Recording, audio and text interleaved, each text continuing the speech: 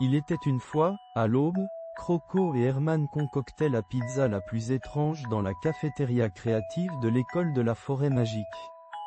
Voilà la pizza myrtille et brocoli, annonça Herman en mélangeant les ingrédients. Soudain, Croco lâcha un pet duveteux parfumé à la fraise, signe qu'il était temps de saupoudrer la pizza de magie. Tout le monde rigola, même la sévère Alice derrière ses lunettes étoilées.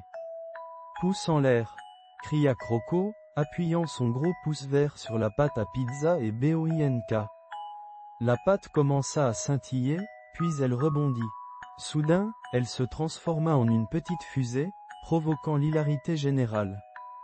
Bongo, sur son skateboard extra long, sauta rapidement à bord de la minuscule fusée. Direction la salle de classe à thème spatial, et que ça saute, claironna-t-il. Croco, Herman, et les autres le rejoignirent en filant à travers des rampes de skateboard suspendues, laissant derrière eux une traînée de poussière d'étoiles scintillantes. Atterrissant en douceur, ils se rendirent compte que la mini-fusée pizza avait grandi pour devenir un véritable vaisseau spatial de pâtes. Mais il y avait un problème. Il manquait un pilote. Georges le tigre se porta volontaire pour naviguer et grimpa dans le vaisseau avec son skateboard rayé de tigres lumineux. Alors qu'il s'apprêtait à s'envoler pour une aventure spatiale imaginaire, Armand le chien entra, léchant ses lèvres. « Je me réjouis à l'idée de mon sandwich galactique », aboya-t-il joyeusement, apparemment inconscient de la transformation de son déjeuner.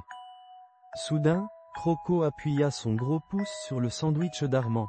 Ding. Le sandwich s'anima, dansant autour de la salle, changeant de couleur, et émettant un son rigolo, ouf ouf. Au milieu des éclats de rire, le vaisseau spatial de pâte rugit et prit son envol. Avec un zoom et un boom, le vaisseau spatial Pizza Galactique s'éleva à travers le système stellaire imaginaire avec Croco et ses amis à bord. Carolina la carotte danseuse, agitant son tutu, menait la voie sur son skateboard pailleté, laissant derrière elle une piste éblouissante de lumière stellaire. Pendant ce temps, Herman planifiait joyeusement un menu pour son futur restaurant galactique. Bientôt, il fut temps de rentrer.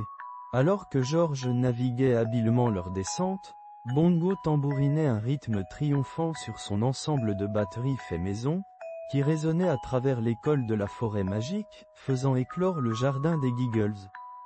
Cela excita tellement Croco qu'il lâcha un pet parfumé à la fraise, aspergeant le vaisseau spatial de puffs de joie alors qu'ils atterrissaient magnifiquement près de l'aire de jeu. La meilleure aventure spatiale imaginaire de tous les temps. Sourit Croco, son sac à dos magique scintillant d'excitation.